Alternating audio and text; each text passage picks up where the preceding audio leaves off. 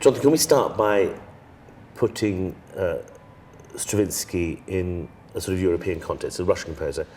Well, the piece was composed in Nice, which is where he was living, 26, 27, which was the period of composition. Stravinsky wore so many different masks throughout his life. How do we tell who the real Stravinsky was? How important were his Russian roots to him? Progressively, he turned his back on that Russianness, particularly once it was clear that he was never going to return, and as it were, reinvented himself as a Western European composer.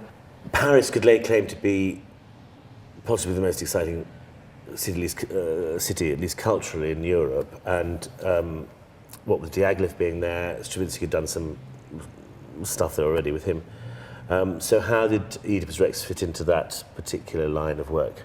It was put on as part of the 20th anniversary season of the Ballet Russe, and in fact, its first performance was sandwiched between two ballets. Stravinsky gives us as one of the reasons why perhaps the audience was rather nonplussed by the piece at its first performance. They were used to the excitement, the drama, the exoticism of the ballet, and they got this rather dour neoclassical piece. Yes.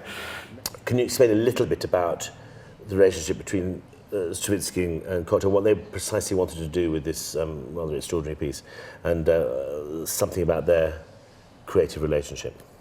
Well, Stravinsky's original idea, and he'd had this idea for quite some time before he approached Cocteau to write the text for the piece, was that he wanted something very formal and something monumental. Those are the two words that keep cropping up time and time again, a monumental work. In a way, you can say it was an explicitly anti-romantic work. It wasn't concerned with the overt presentation or expression of emotions, of character, but rather with this distancing. It was ironic in the best sense of the word.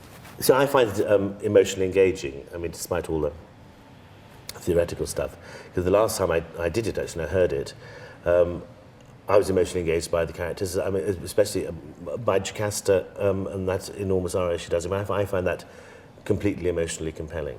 I think that's right, and these individual moments do, but I think in this work the context is crucial as well, and I think that's true of Brecht as well. We may well get momentarily caught up with the emotions in Brecht, but then there's a change which constantly pushing your emotions in different directions, so it's not Puccini. So Oedipus is very, well, at the start anyway, he's a very, very confident, very bullish character, and I noticed that when I last did it, that he seems to be very high up in his range, that the tessiture is very, very high. It is a high part. It's a high part, isn't it? So you get that sort of, I suppose Verdian again, isn't it? I don't know, but even excessive Verdianism, that sort of high tension.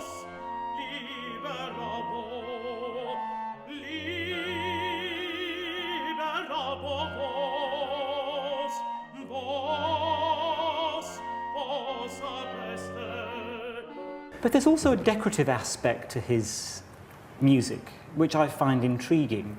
The work begins with this, I can't think of a better word again than monumental, this monumental music for the chorus, very block-like. And then we get the first entry of Oedipus, and it's a much more decorated line. It seems to come from somewhere else, and I think there's a very striking contrast between this monumental music and this more decorative music. All the other characters, as you say, we only see them or hear them once, and then they're gone. They're like cardboard cutouts. But Oedipus changes, and we have to build Oedipus up as this character in the first place to make his fall seem all the greater later on, in the way, of course, that it did in the Sophocles original. So moving on to the orchestra and instrumentation, I mean, how big is... We've still got a big orchestra, but it's used in a very, very different way. He's aiming again for a kind of clarity. So you get blocks of sound, you get layers of sound. I think what's extraordinary about this is the way that it's orchestrated. You never lose sight or sound of the voices. Can you define the impact it's had on future composers? The way it constitutes a new kind of, suggests the possibility for a new kind of musical theatre. The music is built up of a lot of what I would call ostinatos, little repeating patterns that sound familiar, but they simply repeat. They don't go anywhere. The models that Stravinsky was looking to handle, there is a very, very clear forward directedness to that music, which is never there in Stravinsky. You get something that's much more block-like, much more like a mosaic.